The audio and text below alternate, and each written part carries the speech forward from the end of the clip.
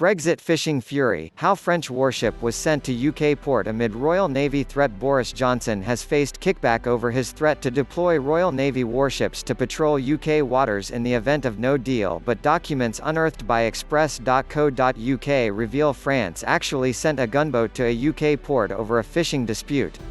Brexit trade talks have stalled this week over the issue of fisheries, with the EU digging their heels in on their demand for access to UK waters after the end of the transition period.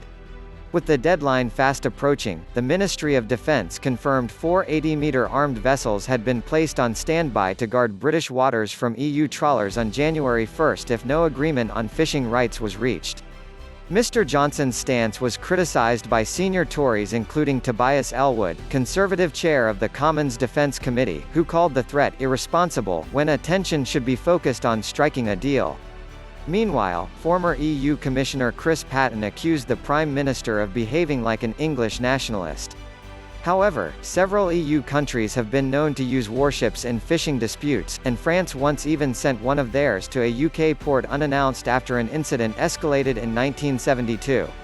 During the 60s and 70s, tensions between the UK and its southern neighbour were on the rise due to repeated illegal fishing in UK waters by French vessels.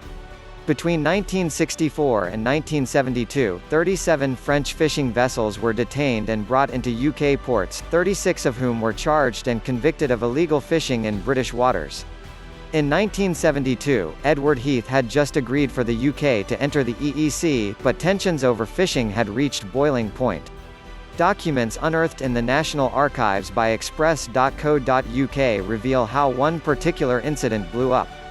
It all came to a head when British fisheries protection vessel HMS Kellington arrested a French trawler called Athos for illegally fishing in British waters on March 24, 1972. The next day, the French warship, L'Agile, descended on the port of Fishguard, Wales, without giving any prior warning to the UK government or local naval commander. This was because the trawler had requested French naval officers to come as witnesses to give evidence on their behalf.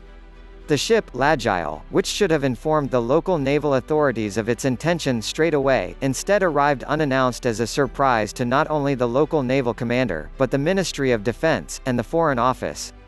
Labour MP George Cunningham asked Peter Kirk, Undersecretary of State for the Navy, whether he would stand for this behaviour. He asked, is it not highly unusual practice for a foreign state to send one of its warships into a British port following the arrest of a merchant vessel and the trial of its captain in the British port? Has the Undersecretary observed that the captain of the French ship said that, though unusual, this practice might have to become normal?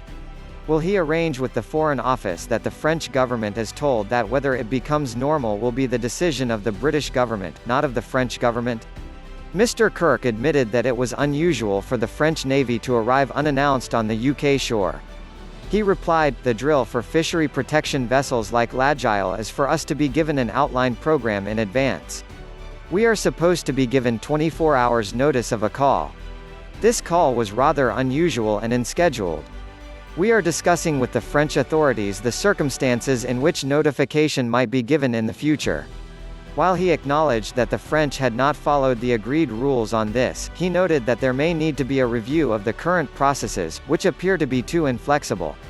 After this conversation, Mr. Cunningham wrote to Mr. Kirk to complain about the substance of the point, as well as the way in which he answered the question in Parliament. He argued that Mr. Kirk had not been forthcoming in his response, and that it was not good ministerial practice for it to have taken a second prompt to get the information.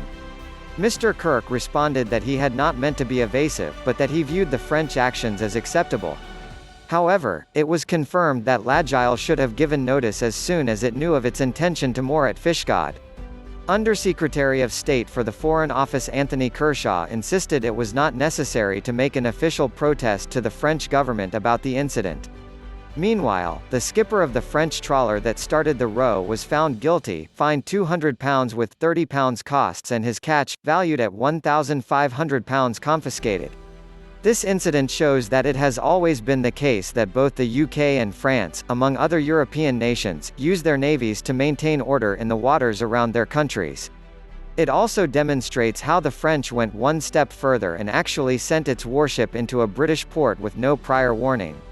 With this sort of history, the Royal Navy merely patrolling its own waters could seem like a reasonable course of action.